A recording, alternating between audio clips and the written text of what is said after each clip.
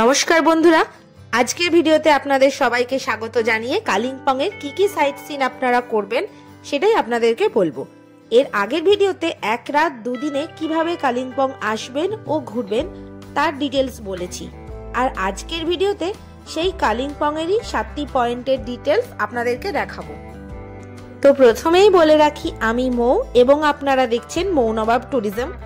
এই চ্যানেলে নতুন হয়ে থাকলে প্লিজ সাবস্ক্রাইব করে পাশে থাকবেন এবং ভিডিওটি ভালো লেগে থাকলে লাইক, কমেন্ট এবং শেয়ার করে দেবেন। তো চলুন আর কথা না বাড়িয়ে এবারে ভিডিওটি শুরু করা যাক।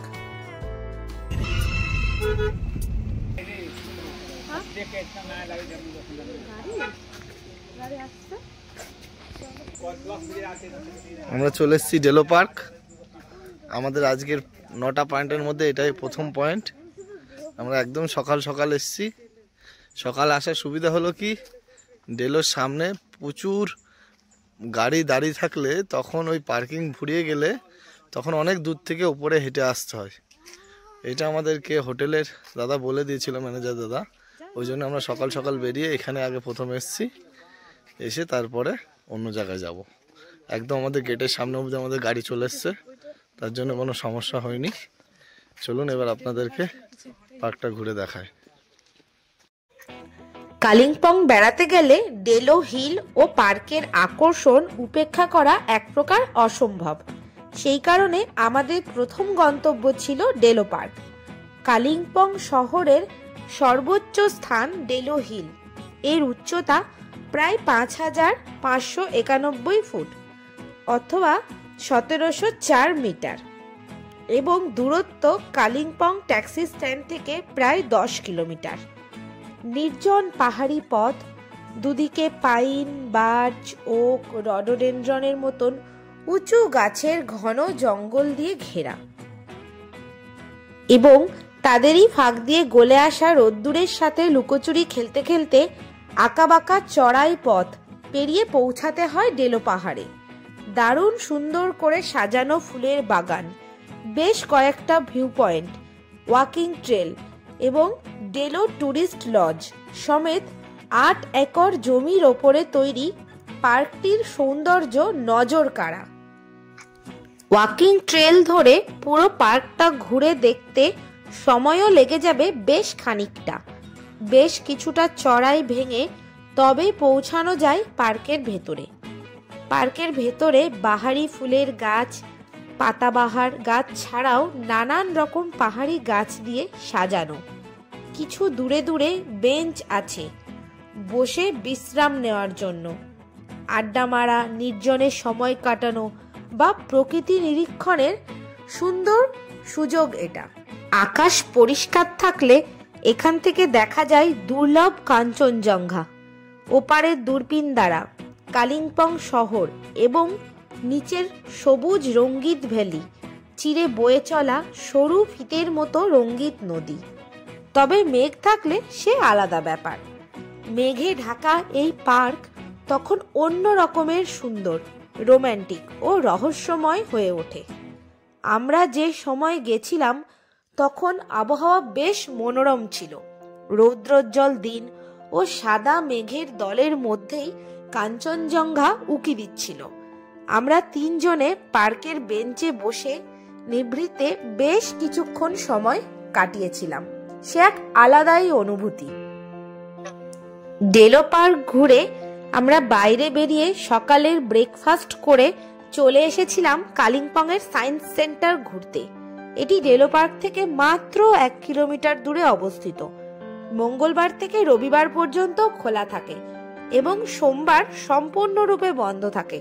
সকাল 10টা থেকে বিকাল 4:30 পর্যন্ত এই সায়েন্স সেন্টার খোলা থাকে, কিন্তু দুর্ভাগ্যবশত আমরা এখানে পৌঁছেছিলাম সকাল 9টার সময়। তাই আর 1 ঘন্টা এখানে প্রবেশ করার জন্য অপেক্ষা না করে সকাল সকাল এগিয়ে গেছিলাম পরের গন্তব্য হনুমান টেম্পলের দিকে। এবার যাই, সিঁড়ি দিয়ে উঠতে হবে হনুমান মন্দিরে। যেমন সামনে দিয়ে সিঁড়ি দিয়ে উঠতে হবে। চলেন যাই। এই যে এখান দিয়ে সিঁড়িও আছে আবার যারা সিঁড়িতে উঠতে পারবে না তাদের জন্য এরকম ওয়ে পথই আছে, আমরা এই পথ দিয়েই যাই। পাহাড়ে আসলে কিন্তু ওপরে উঠতেই হবে, এটা মাথায় নিয়ে আসবেন আপনারা। আর দেখতে যাচ্ছি হনুমান মন্দিরে, যে হনুমান বাবা দাঁড়িয়ে আছে। এই মন্দিরটি 2004 সালে ভুটানের জাতীয় পরিষদের সদস্য কার্মা ওয়াংচুক দ্বারা উদ্বোধন করা হয়েছিল। এই মন্দিরে ভগবান হনুমানের প্রায় 30 ফুট উচ্চতার একটি সুবিশাল মূর্তি দণ্ডায়মান আছে। মন্দিরের বেশ কয়েকটি ধাপ রয়েছে, যেগুলিকে চূড়ায় পৌঁছানোর জন্য আরোহণ করতে হয়। কালিম্পংয়ের প্রতিটি পর্যটন স্থানের প্রথা অনুযায়ী মন্দিরটি কাঞ্চনজঙ্ঘার চূড়ার একটি মহিমান্বিত দৃশ্য দেখায়। আকাশ পরিষ্কার থাকলে এখান থেকে সিকিম, লাভা এবং কাফের পাহাড়ের আশেপাশের ল্যান্ডস্কেপগুলিও ভালোভাবে দেখতে পাওয়া যায়।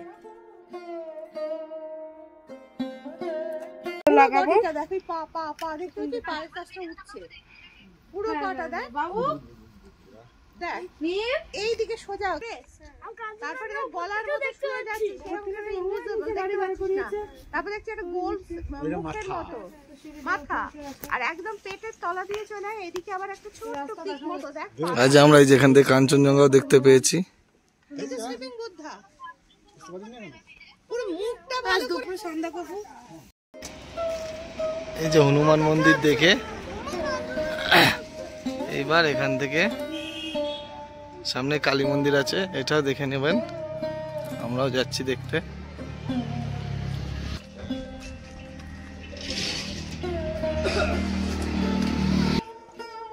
হনুমান মন্দিরটা এসে আমাদের ভালোই লেগেছে। সামনে যে কালী মন্দির, এবার কালী মন্দিরটা এসেছি, এখান থেকে সুন্দর পাহাড়ের ভিউ দেখেছি। এই যে কাঞ্চনজঙ্ঘাকেও দেখতে পেয়েছি, খুবই ভালো লেগেছে। আপনারা আসলে অবশ্যই এখানে আসবেন।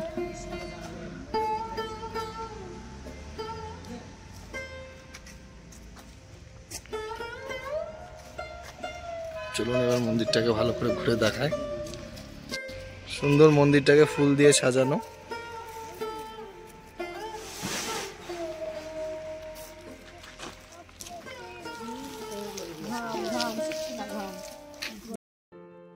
এরপর চলে আসলাম কার্মাপা স্ট্যাচু দেখতে। এটি হনুমান টেম্পল যাওয়ার পথে রাস্তার ওপরে একটি সুন্দর পার্কের মধ্যে অবস্থান করছে। আপনারা এই স্ট্যাচু দেখে হনুমান টেম্পল যেতে পারেন, আর তা না হলে আমাদের মতো হনুমান টেম্পল দেখে নিয়ে একবারে ফেরার পথে এই স্ট্যাচুটি দেখে নিন। এখানে আপনারা একটি বড় কার্মাপা ধর্মগুরু স্ট্যাচু দেখতে পাবেন। আবার বেশিরভাগ মানুষ এই মূর্তিটিকে লর্ড গৌতম বুদ্ধের মূর্তিও বলে থাকেন। তো যাই হোক, স্ট্যাচুটি দেখে নিন। ও এর সামনেটায় খুব সুন্দর ফুল গাছ দিয়ে সাজানো থাকে, সেখানে আপনারা দাঁড়িয়ে কিছু ছবি তুলে নিন ও কিছু সময় এখানে বসে বসে কাটান। এখান থেকে আপনারা সুন্দর কাঞ্চনজঙ্ঘার ভিউ কিন্তু দেখতে পাবেন।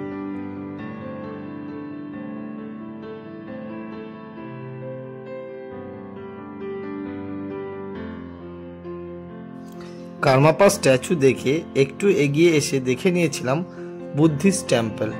এখানে একটি পাথরের ওপরে ভগবান গৌতম বুদ্ধের একটি সুন্দর মূর্তি রয়েছে, আর তারই সামনে একটি জায়গাতে আছে সুন্দর ছোট্টখাট্ট ফুলের নার্সারি।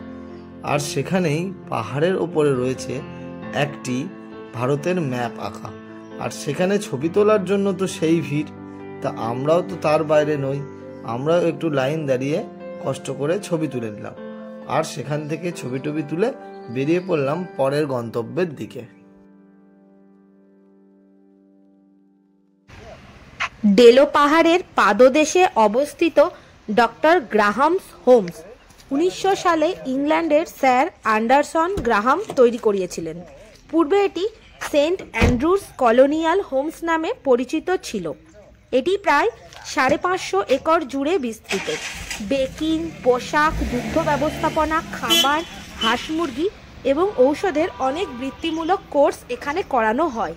এটি একটি বোর্ডিং স্কুল। শুধুমাত্র ভারত নয়, ভারতের বাইরে থেকেও প্রচুর স্টুডেন্ট এখানে এসে থেকে পড়াশোনা করেন। এরপরে আমরা চলে এসেছিলাম মর্গান হাউসে। কালিম্পংয়ের মর্গান হাউস নামটা শুনলেই যারা জানেন তাদের শিরদাঁড়া দিয়ে একটা হিমেল স্রোত বয়ে যায়। কেউ সেখানে মর্গান সাহেব ও তার স্ত্রীর ভূতকে ঘুরে বেড়াতে দেখেছেন বলে দাবিও করেন। অনেকে আবার কয়েক রাত কাটিয়ে জানান তারা কিছুই দেখেননি। কারোর মতে রাতভর দুমদাম আওয়াজ হয়, কে যেন কাঁদে, কেউ নাম ধরে ডাকে মাঝরাতে। আবার কারোর মতে বাথরুমে জলের কল নিজেই খুলে যায়, আবার নিজেই বন্ধ হয়ে যায়। আবার রাতে বাথরুমে গেলে লাইট নিভে যায়। সব মিলিয়ে অদ্ভুত এক আবহে এখনো পর্যটন কেন্দ্রের আকর্ষণ বিন্দু কালিম্পংয়ের মর্গান হাউস। প্রতি বছর পর্যটন মরশুমে এখানে ফাঁকা পাওয়া মুশকিল। অনেকে আবার আগাম বুকিং না করে সেখানে চলে যান, পরে ঘর না পেয়ে মন খারাপ করেন। তাই বর্তমান পর্যটন উন্নয়ন পর্ষদের তরফ থেকে মর্গান হাউসের পাশে ছোট ছোট কটেজ তৈরি করে দেওয়া হয়েছে, যাতে আরো বেশি করে পর্যটক এখানে এসে থাকতে পারেন। তবে শুধু ভূতের ভয়ই এখানকার প্রধান আকর্ষণ তা কিন্তু নয়। ব্রিটিশ স্থাপত্যে তৈরি কান্ট্রিসাইড বাংলো, যা বাইরের থেকে দেখে মনে হবে পোড়ো বাড়ি, আসলে ভেতরটা কিন্তু ঝাঁ চকচকে। বাইরের চেহারাটা ইচ্ছে করেই বদলানোর চেষ্টা করা হয়নি, পুরনো আকর্ষণ বজায় রাখতেই তা করা হয়েছে। এই বাংলোর ভেতরে সিঁড়ি থেকে শুরু করে মেঝে সবই কাঠের তৈরি, ঘরের আকার ছোটখাটো ফুটবল খেলার মাঠের মতন। ভাড়াও এখানে বেশ সাধ্যের মধ্যে। 1800 থেকে 2100 টাকার ঘরগুলি আক্ষরিক অর্থে রাজকীয়। কেউ যদি ভূতে বিশ্বাস নাও করেন তাহলেও মর্গান হাউস এর ইতিহাসকে অস্বীকার করে তুলতে পারবেন না। ইতিহাস তাও আবার গা ছমছমে। এই ভবনটি তৈরি হয়েছে 1930 সালে এক নির্কল সাহেবের মেয়ের সঙ্গে সেই সময়কার পাটের ব্যবসায়ী জর্জ মর্গানের বিয়ের অনুষ্ঠানের স্মৃতিতে তৈরি করানো হয়েছিল। তারা মারা যাওয়ার পর বাড়িটি হন্টেড হাউসের মতনই পড়েছিল। পরে স্বাধীনতার পরে বাড়িটির মালিকানা ভারত সরকারের হাতে চলে আসে। শুধু বাঙালি পর্যটকই নন, বিভিন্ন বাঙালি তারকাদেরও পছন্দের জায়গা ছিল এটি। উত্তম কুমার, সুপ্রিয়া, কিশোর কুমার, অমিত কুমার, সুনীল দত্ত, নার্গিস, ওম প্রকাশরা সিনেমার শুটিংয়ের সময় দীর্ঘ কয়েক মাস এখানে থাকতেন।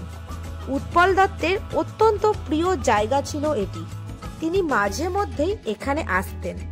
এসবই এখানকার গার্ড সাহেবের কাছ থেকে শুনলাম। এখানকার শান্ত স্নিগ্ধ প্রাকৃতিক পরিবেশ, বরফে মোড়া কাঞ্চনজঙ্ঘা আপনাকে স্বর্গের অনুভূতি এনে দেবে। আমরা এবার চলে আসলাম মঙ্গলধাম। এটা অনেকটা নিচে, আর এই যে দেখতে পাচ্ছেন ওই বিল্ডিং টাওয়ার, এইটা হচ্ছে ডেলো। ওখান থেকে আমরা নিচে এসছি এই মঙ্গলধামে। জুম করে আপনাদের দেখালাম, জায়গাটাও খুব সুন্দর। মঙ্গলধাম হলো পশ্চিমবঙ্গের কালিম্পংয়ের রেলি রোডে অবস্থিত একটি হিন্দু মন্দির, যা গুরুজি শ্রী মঙ্গল দাস মহারাজের স্মৃতিতে নির্মিত। শ্রীকৃষ্ণ এখানে প্রধান দেবতা। মন্দির কমপ্লেক্সটি তার অলংকৃত মূর্তি, জমকালো বাগান এবং প্রাণবন্ত অভয়ারণ্যের জন্য পরিচিত। প্রায় 2 একরের বেশি এলাকা জুড়ে বিস্তৃত মঙ্গলধাম কয়েকটি তলায় বিভক্ত, যার মধ্যে নিচের তলায় গুরুজির সমাধি রয়েছে। প্রার্থনা কক্ষটি ওপরের তলায়, যেখানে রাজশ্যামাজির মূর্তি রয়েছে এবং এর দুপাশে কৃষ্ণ লীলার দৃশ্যগুলিকে চিত্রিত করা হয়েছে। মন্দিরের বাইরে ফুলের বাগান রয়েছে, যেখানে দর্শনার্থীরা ঘুরে বেড়াতে পারে। মন্দিরটি সকাল 6টা থেকে সন্ধে 6টা পর্যন্ত খোলা থাকে। 1993 সালে মন্দিরটির কাজ সম্পন্ন হয়েছে। এর ধর্মীয় তাৎপর্য ছাড়াও মঙ্গলধাম একটি সামাজিক ও শিক্ষামূলক কেন্দ্র হিসাবে কাজ করে। স্কুল এবং স্বাস্থ্য ক্লিনিকের মতো দাতব্য ক্রিয়াকলাপকে সমর্থন করে চলে। এটিকে শুধুমাত্র উপাসনার স্থানই নয়, কালিম্পংয়ে সম্প্রদায় কল্যাণের কেন্দ্র করে তোলে।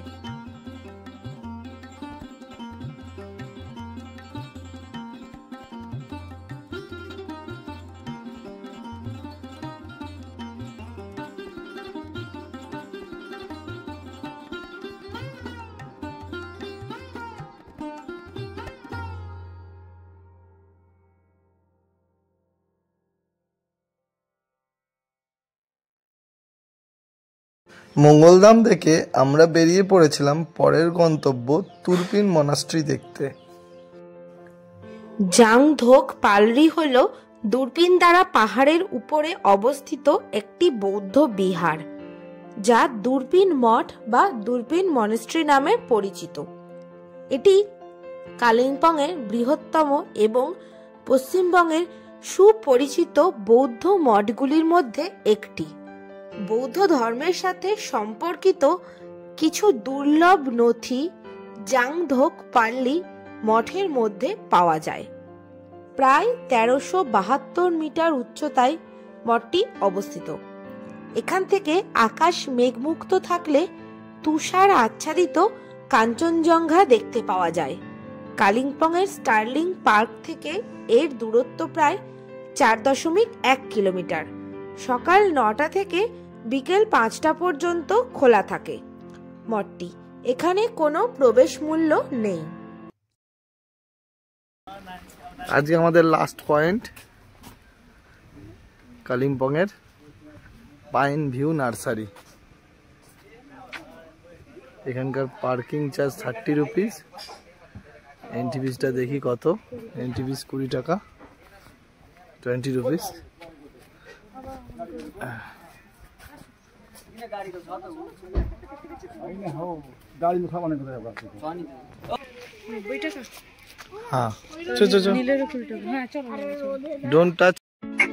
পাইন ভিউ নার্সারি হলো কালিম্পং হিল স্টেশনের একটি সুপরিচিত নার্সারি, যা ক্যাকটাসের বিচিত্র সংগ্রহের জন্য পরিচিত।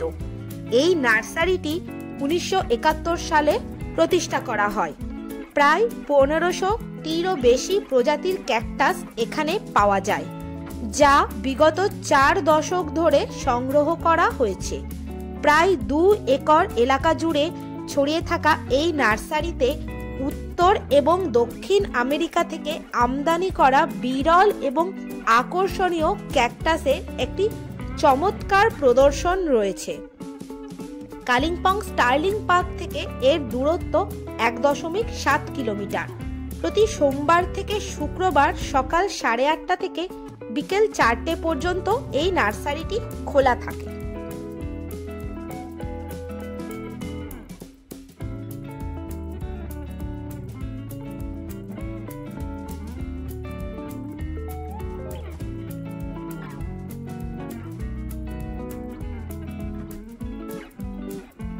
আজকের মতন কালিম্পং এর সাইট সিন আমরা এখানেই শেষ করলাম।